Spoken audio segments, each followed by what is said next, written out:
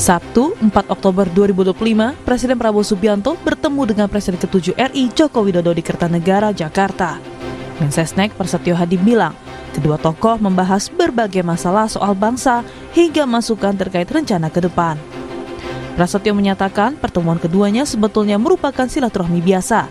Hanya saja, lokasi pertemuan yang disesuaikan dengan posisi keduanya berada. Yang pertama kan memang silaturahmi ya di antara dua pemimpin Presiden ke-7 dan Presiden ke-8. Kalau Bapak Prabowo berkesempatan ke Jawa Tengah, beliau yang sowan atau mampir. Kebetulan Pak Presiden ke-7 Pak Jokowi ada di Jakarta, ya sudah janjian ketemu waktunya makan siang, dan tentu banyak hal yang dibicarakan ya mengenai masalah-masalah kebangsaan, termasuk memberikan masukan ke depan sebaiknya seperti apa untuk beberapa hal. Kurang lebih 2 jam lah pertemuan di antara kedua pemimpin. Sementara pengamat politik sekaligus Direktur Eksekutif Carta Politika Yunarto Wijaya bilang, pertemuan Prabowo Jokowi adalah langkah politik yang dilakukan Jokowi yang dinilai publik sudah tidak ada lagi kekuatan di Kabinet Prabowo Subianto. Yunarto juga menambahkan jika di sini Jokowi menunjukkan masih memiliki kekuatan politik. Tujuannya pasti itu Mbak ya, yang utama ya, masih ingin menunjukkan bahwa hubungan mereka baik-baik saja. Bahwa hubungan Pak Jokowi dengan Pak Prabowo kalau dilihat baik-baik saja kan juga akan menyelamatkan image dari hubungan Pak Prabowo dengan Mas Gibran.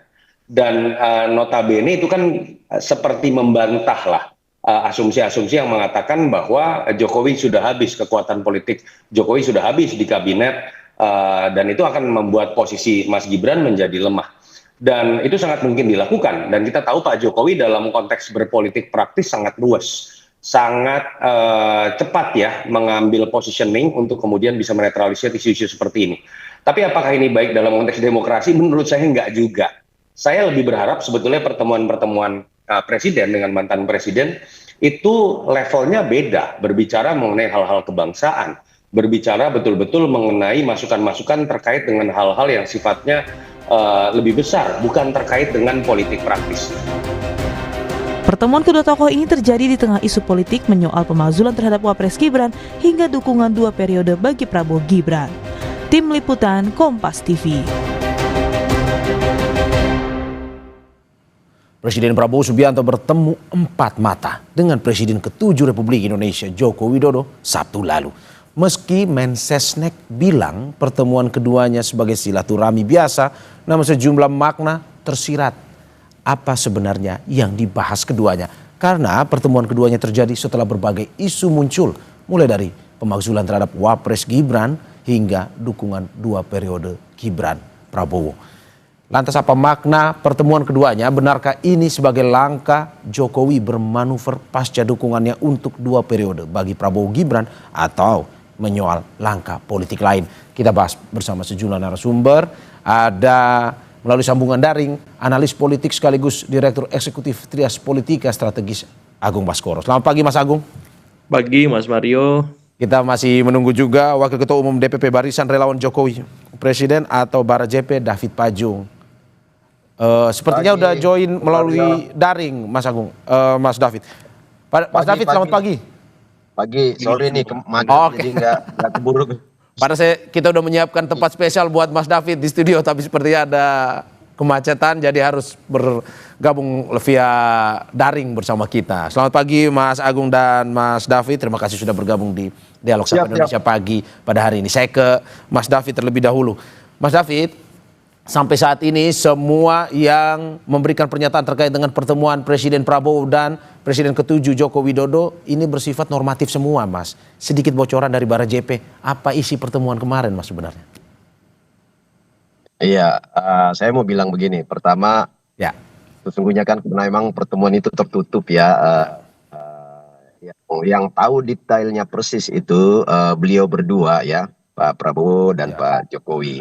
Tetapi ada beberapa pendekatan yang kami bisa infokan ya. Memang mungkin satu sisi pertama kalau dari tinjauan kacamata sosial ya, ya mungkin normatif juga tanggapan kita bahwa pertama ini silaturahmi 2 tokoh bangsa ya.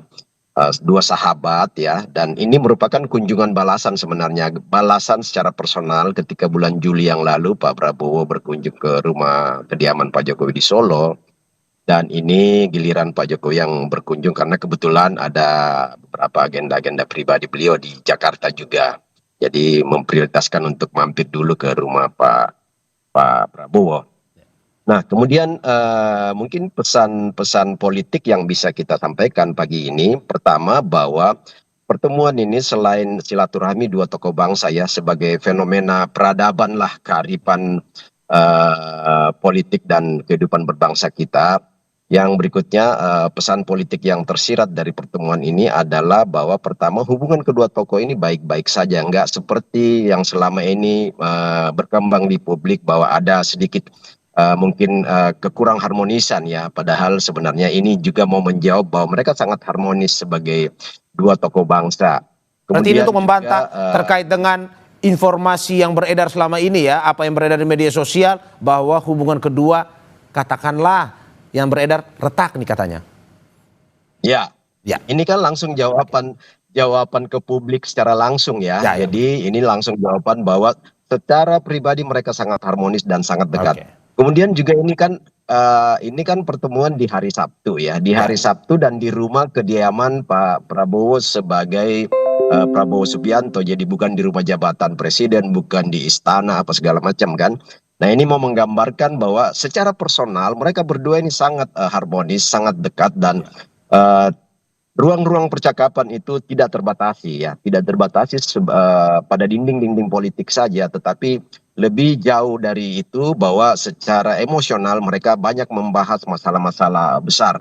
Saya mau bilang begini Mas, jadi ya mungkin pameo yang kita sudah tahu ya, kalau orang-orang kecil itu kan membicarakan orang-orang secara pribadi. Ya. Kalau orang-orang rata-rata orang umum itu bicara soal sebuah kejadian-kejadian. Tetapi orang-orang besar sekelas mereka ini pasti bicara soal ide, gagasan, paradigma, dan proyeksi-proyeksi kebangsaan ke depan. Saya pikir itu yang banyak dibahas kemarin oleh dua tokoh kita ini, dan kita senang sebagai anak bangsa, kita senang melihat guyupnya dua tokoh ini. Oke, Mas David, saya to the point saja. Apakah betul dari isu yang beredar ada pembicaraan terkait dengan pernyataan Pak Jokowi beberapa saat lalu soal dukungan 2 periode Prabowo Gibran yang juga disampaikan kepada Bara JP? Ya, saya pikir itu nggak lepas dari perbincangan itu juga. Oh, berarti ada ya? Lepas dari Mas David, perbincangan itu. ada ya? Ada perbincangan soal itu ya? Jadi ini kan mau mengkonfirmasi kunjungan beliau, kunjungan Pak Jokowi ke Pak Prabowo ini mau juga sekaligus mengkonfirmasi apa yang terjadi diskusi antara Pak Jokowi sebagai pembina kami, pembina relawan, pembina Bara JP ya, bahwa memang kan itu pembicaraan khusus beliau dengan para relawannya, bahwa kami diminta untuk dua hal Pak. Satu, menopang program mereka, program Prabowo Gibran itu di lapangan, karena kami kan basisnya ini basis di akar rumput, untuk menopang semua program-program kerakyatan itu.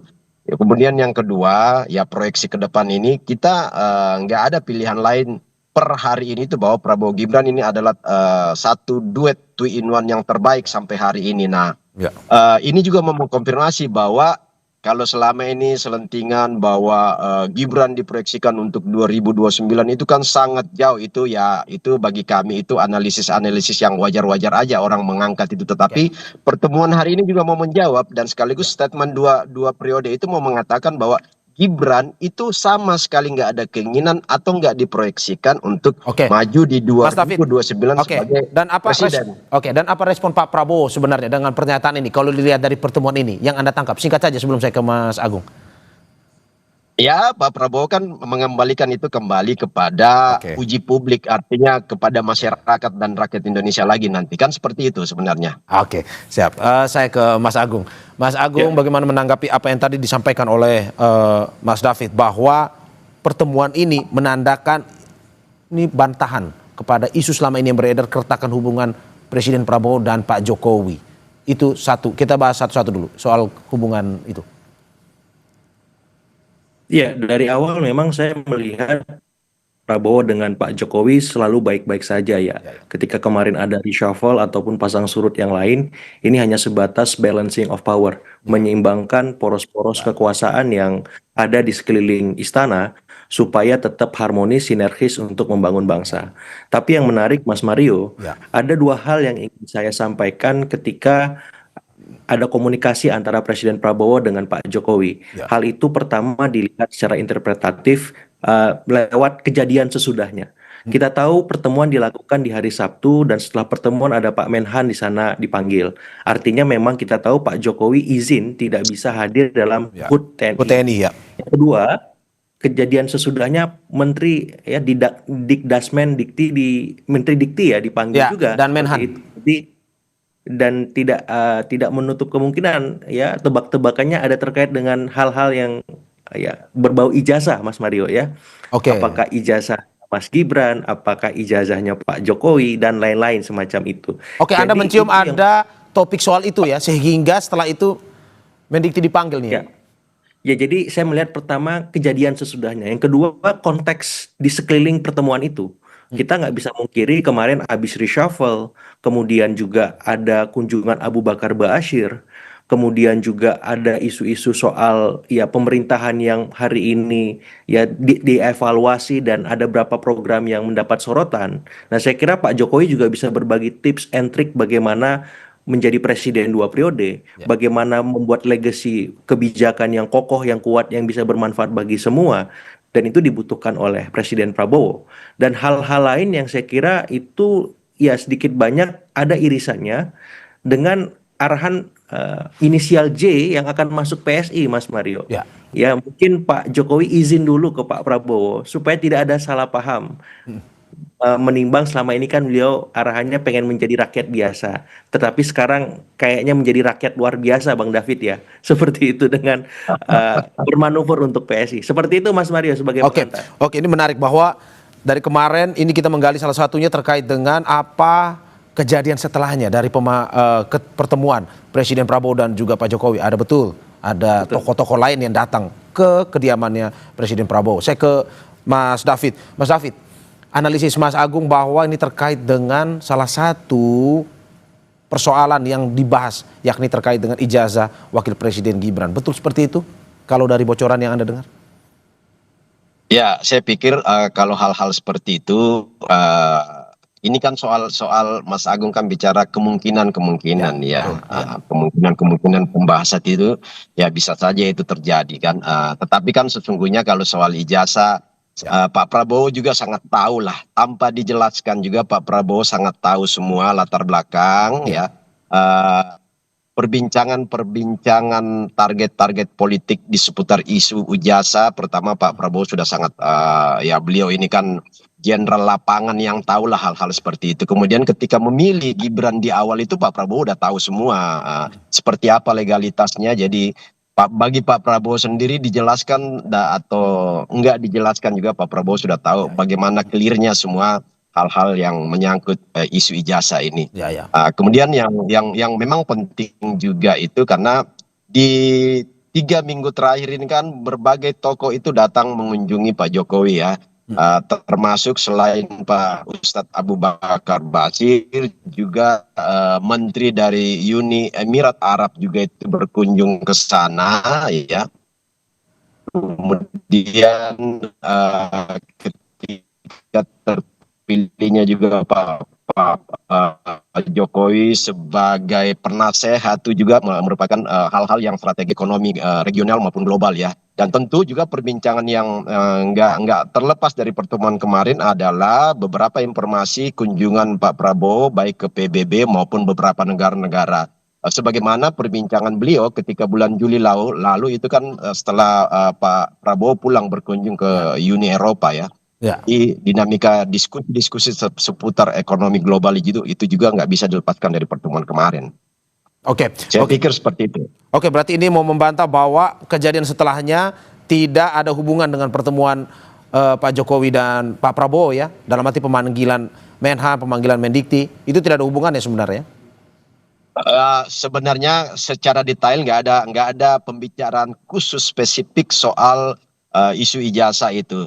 Tetapi kan ini kemarin kan ada Mensesnek juga, ada Menhan ya. Jadi ini kan bagian dari kabinet lah. Jadi siapapun yang mungkin kebetulan di hari Sabtu itu nggak punya kesibukan urusan-urusan dinas ya, mungkin bisa bergabung dengan pertemuan itu karena itu tadi saya katakan kalau mereka bertemu mungkin ada pembicaraan empat mata secara spesifik, tetapi setelah itu kan terkait tugas-tugas kabinet itu nggak bisa dilepaskan dari perbincangan kemarin karena hadirnya beberapa tokoh kabinet ya.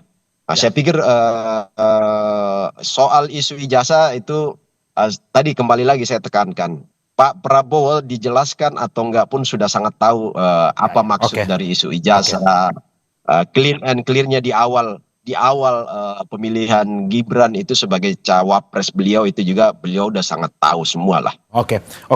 Mas Agung, sebelum saya ke Mas Agung, Mas David terakhir terkait dengan ini, kalau kita lihat pertemuan Presiden Prabowo dan Pak Jokowi ini kan selalu mengundang reaksi dari masyarakat luas. Bagaimana ya semua orang pasti sangat ingin tahu apa sebenarnya isinya. Kalau menurut Anda selain masalah kebangsaan yang selama ini dijawab oleh berbagai pihak terkait dengan pertemuan tersebut, apakah memang betul ada pembicaraan personal dan juga bagaimana Anda menanggapi bahwa ada tanggapan ini adalah intervensi dari Pak Jokowi ke Pak Prabowo atau cawe-cawe? Menurut Anda seperti itu atau bagaimana? Saya ya. Ya, Mas David. Jadi gini, saya mau bilang begini, Pak Jokowi ini kan apapun suka atau enggak, Pak Jokowi ini kan adalah mantan presiden 2 periode, mantan gubernur, mantan wali kota Solo 2 periode juga. Jadi pengalaman panjang itu statement dari mulut Pak Prabowo sendiri bahwa Pak Jokowi itu saya banyak belajar politik, dia guru politik saya ya. Itu statement Pak Prabowo sendiri. Kemudian kata Pak Prabowo menjawab publik bahwa bukan Pak Jokowi mendorong Gibran, tetapi saya meminta 5 kali untuk sedikit memaksa supaya Gibran menjadi pasangan saya. Yang saya mau katakan adalah pengaruh Pak Jokowi itu terlalu besar ya, baik pengaruh sosial, pengaruh politik. Terlepas dari orang mengatakan cawe-cawe ya, tanpa cawe-cawe pun semua tokoh-tokoh politik punya kepentingan untuk bagaimana membangun kedekatan, membangun komunikasi politik dengan Pak Jokowi. Karena apa? Pak Jokowi ini secara basis politik arus bawah, silent majority itu masih ada di dukungan-dukungan sosial itu ada pada figur Pak Jokowi. Itu bisa dibuktikan, saya pikir para teman-teman media juga tahu lah. Setiap hari itu kan membludak itu orang berkunjung ke rumah Pak Jokowi. Sampai hari ini nggak ada mantan presiden di Indonesia yang seperti itu.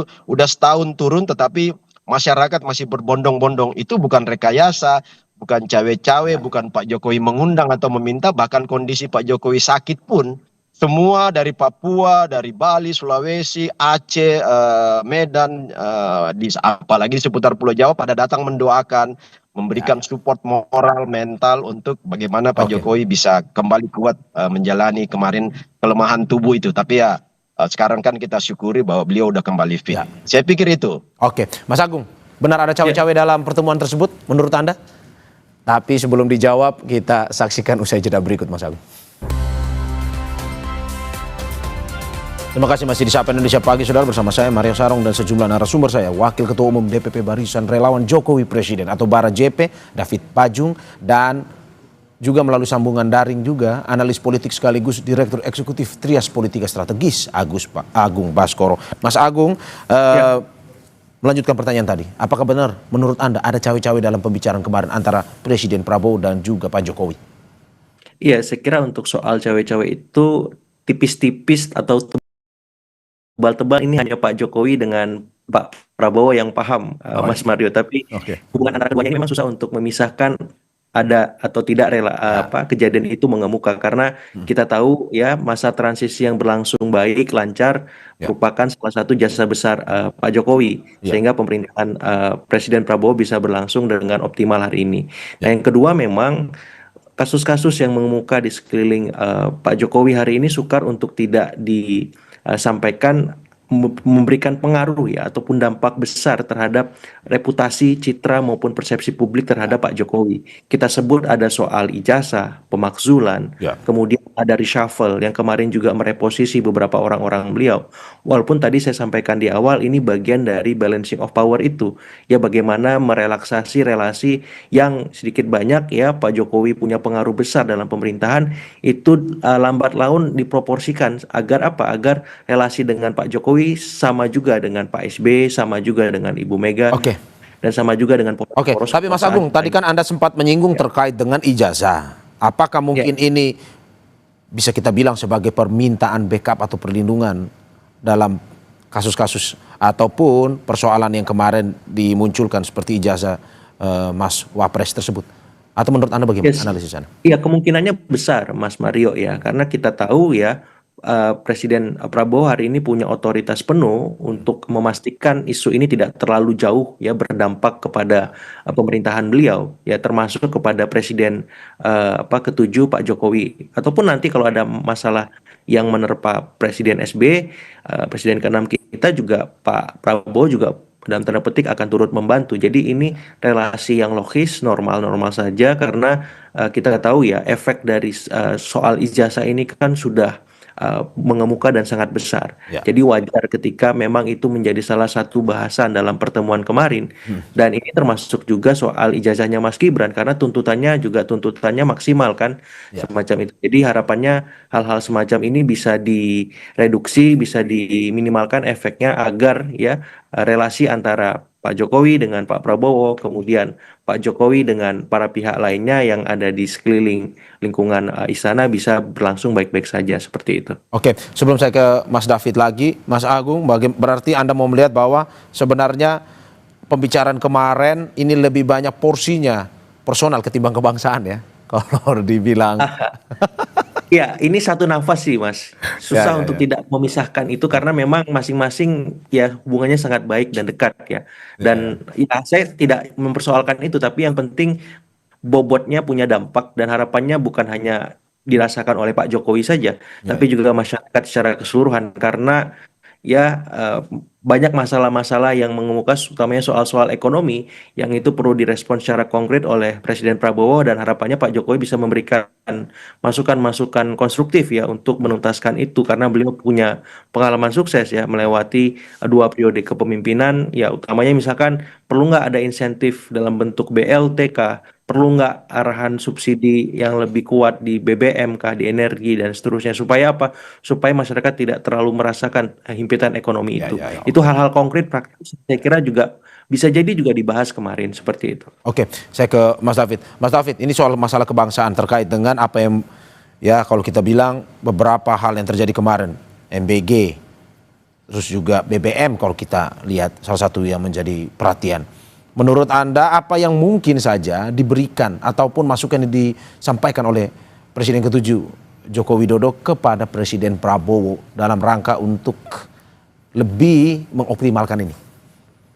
Iya, tadi saya katakan bahwa sebenarnya kan Pak Jokowi ini kan sebenarnya bukan elit partai ya, nggak memimpin satu partai sebagaimana beberapa mantan presiden yang lain, Ibu Mega, Pak SBY, termasuk Pak Prabowo sendiri sebagai elit partai. Tetapi Pak Jokowi itu lebih pada kedekatan-kedekatan emosional dengan basis-basis masyarakat grassroots ya. Itu secara de facto itu nggak bisa dipungkiri, itu kedekatan secara emosional itu terbangun. Bahkan salah satu instrumen sosial bahkan sering juga dimaknai sebagai instrumen politik yang dimiliki Pak Jokowi itu adalah kekuatan relawan yang langsung bersentuhan dengan basis massa di arus bawah. Nah, sehingga untuk ya sebagai orang yang punya pengalaman 10 tahun memimpin Republik ini, tentulah Pak Prabowo membutuhkan beberapa masukan-masukan, baik itu termasuk MBG, kemandirian pangan kemarin, terus desain koperasi merah putih, bagaimana supaya itu bisa membumi ke grassroots yang selama ini memang Pak Jokowi sangat kuasain dan sangat tahu kalkulasi di arus bawah itu. Saya pikir hal-hal yang detail untuk bagaimana mendaratkan program-program itu, termasuk target 3T dari MBG ini kan, daerah terluar, terdepan, ya terbelakang, itu kan selama ini menjadi perhatian penuh dari Pak Jokowi, baik lewat infrastruktur maupun bagaimana memberikan skala prioritas ideologi yang beliau punya selama ini yang sering disampaikan bahwa Indonesia sentris ya. Oke. Tidak hanya di Pulau Jawa dibasiskan program itu, tetapi di daerah-daerah terdepan terluar juga mendapat skala prioritas. Nah, saya pikir perbincangan seperti ini tuh banyak juga mewarnai komunikasi kemarin, Oke. bagaimana supaya program kerakyatan Pak Prabowo itu benar-benar bisa membumi secara adil dan merata Oke. di semua. Anda mau bilang, Mas David, Anda mau bilang Pak Jokowi total dalam membantu Presiden Prabowo ya? Oh ya, itu pasti, karena itu Oke. udah menjadi komitmen Pak Jokowi baik secara terbuka maupun ketika Oke. awal pencalonan Prabowo Oke. Gibran. Apakah bantuan Sulit kan ke sana. Oke. Apakah total membantu ini termasuk juga mungkin saja ini masuk ke dalam sistem politik juga Pak Jokowi ini dengan bergabung dengan PSI. Dalam arti tidak hanya memberikan masukan tapi juga masuk dalam sistemnya. Ya, jadi kan gini, sebenarnya kan Pak Jokowi ini tanpa masuk ke salah satu partai pun atau diminta oleh PSI pun sebenarnya kan Pak Jokowi selama ini itu sudah menjadi bagian dari tokoh politik ya. Makanya begitu banyak tokoh-tokoh yang datang, sowan, berkomunikasi, membangun silaturahmi ya. Dalam rangka sebenarnya ya secara real aja bahwa minta berbagi pengalaman, berbagi strategi-strategi demi kemaslahatan bangsa sesungguhnya. Jadi kalaupun misalnya kita atau para analis mengatakan bahwa Pak Jokowi ini cawe-cawe, kan sebenarnya kata cawe-cawe di situ itu sebenarnya bermakna positif. Cawe-cawe ya sebagai orang yang masih sehat, masih kuat ya, masih punya pengalaman yang belum hilang di kepala beliau tentu punya kewajiban ya, diminta nggak diminta untuk memberikan masukan selama itu untuk kemaslahatan bangsa dan negara ini. Dan Pak Prabowo sebagai orang yang sangat dekat ya, punya hubungan yang sangat emosional dan harmonis dengan Pak Jokowi, tentu akan banyak meminta masukan-masukan itu. Oke. Berarti sosok J, Mas David, berarti sosok J di PSI itu belum konfirmasi itu Pak Jokowi ya sebenarnya, atau sudah sebenarnya? Oh, belum. Ini kan biasa lah. Biasa kan ini kalau di politik itu kan harus ada test water ya. Test water bagaimana sih sebenarnya tanggapan publik terhadap itu. Tetapi gini, kalaupun itu nama Pak Jokowi kan sesungguhnya ya wajar-wajar aja, karena sampai hari ini kan Pak Jokowi itu bukan orang partai ya. Artinya nggak lagi menjadi salah satu kader partai. Dia orang merdeka, orang bebas sebagai rakyat biasa yang bisa kemana-mana aja. Dan di sana kan juga sebenarnya lebih banyak diminta masukan-masukan aja selama ini oleh PSI ya. Saya ke Mas Agung. Mas Agung, kalau Anda melihat tadi kata Mas David total membantu Presiden Prabowo, tapi apakah mungkin saja ke depan total ini bisa lebih spesifik masuk ke sistem politik misalkan lewat PSI dari Pak Jokowi ini? Menurut Anda seperti apa? Sangat mungkin Mas Mario ya, karena memang dalam beberapa kesempatan Pak Jokowi secara verbal sudah mengeksplisitkan pesannya untuk habis-habisan membantu PSI. Yang kemudian diwujudkan ketika kemarin ada pertemuan informal di Bali ya. Itu sebuah penegas bahwa beliau dalam tanda petik akan mendukung, mendampingi PSI hingga melolos parlemen semacam itu. Dan kita tahu bersama dalam beberapa waktu terakhir banyak petinggi-petinggi partai, ex-partai yang memang masuk ke PSI.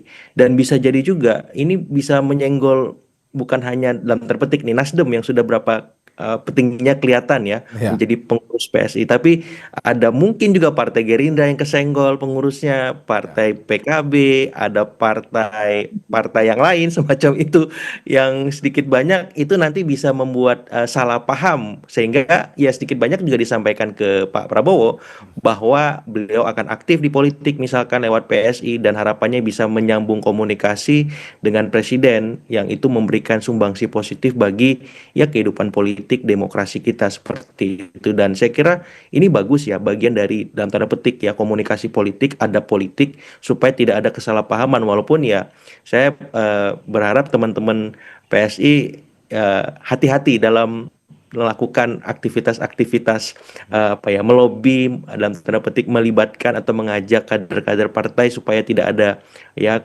komunikasi yang disalahartikan atau kesalahpahaman yang mengemuka seperti itu, Mas Mario. Oke, kalau Mas Agung, Anda melihat bahwa analis Anda, bagaimana melihat sepak terjang Pak Jokowi ini yang hingga saat ini, kalau kata Mas David tadi 1 tahun tapi masih terus didatangin, tapi juga Pak Jokowi punya langkah-langkah strategis politik yang lain setelah pensiun dari presiden tersebut. Menurut Anda sesuatu yang positif atau bagaimana sebenarnya?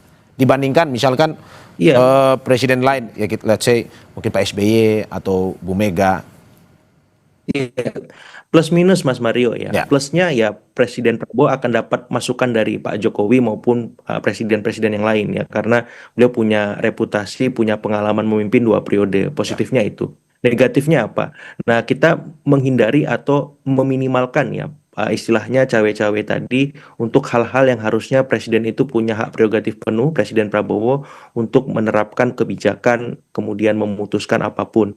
Nah, kalau misalkan Pak Jokowi terlalu istilahnya besar pengaruhnya memainkan peranan juga, ya istilah matahari kembar itu akan mengemuka lagi. Nah, kita nggak mau seperti itu. Kita mau presiden kita hari ini ya Presiden Prabowo punya otoritas penuh, punya hak prerogatif mutlak, memutuskan hal apapun.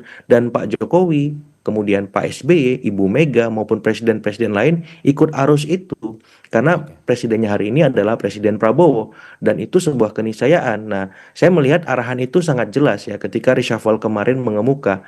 Pak Prabowo ingin merelaksasi relasi beliau termasuk dengan Pak Jokowi agar tidak terlalu besar, agar tetap proporsional dan profesional.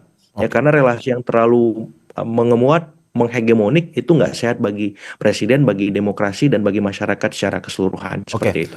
Mas David, Anda tidak melihat ada matahari kembar jika Pak Jokowi misalkan terus-menerus tampil ataupun misalkan ya kita melihat bahwa sampai saat ini apapun yang dilakukan oleh Pak Jokowi selalu menjadi sorotan sebenarnya.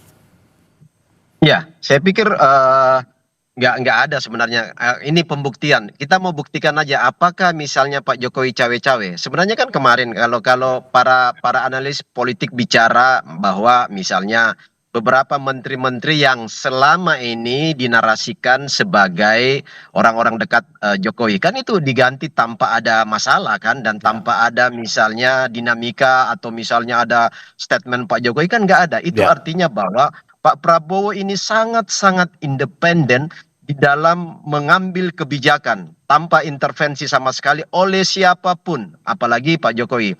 Tetapi bahwa kedekatan personal mereka itu nggak bisa juga dipungkirin. Nah, jadi kata cawe-cawe yang saya katakan tadi, kalau Pak Prabowo meminta masukan, itu kan bukan cawe-cawe, itu demi kebaikan, demi juga keberlangsungan pemerintahan Prabowo sendiri, supaya pemetaan-pemetaan yang sudah dilakukan 10 tahun oleh Jokowi itu tinggal dieksekusi aja oleh Pak Prabowo, nggak perlu lagi menganalisa secara mendalam karena data, realitas, dan kondisi-kondisi faktual lapangan itu sudah dipaparkan oleh Pak Jokowi. Nah, tinggal sepenuhnya ada pada seorang Presiden Prabowo. Dan Anda juga tidak melihat ada matahari kembar ya? Oh, nggak ada sama sekali. Itu juga kan sudah disampaikan oleh Pak Prabowo sendiri kan, bahwa saya yang meminta sering beberapa masukan ke Pak Jokowi.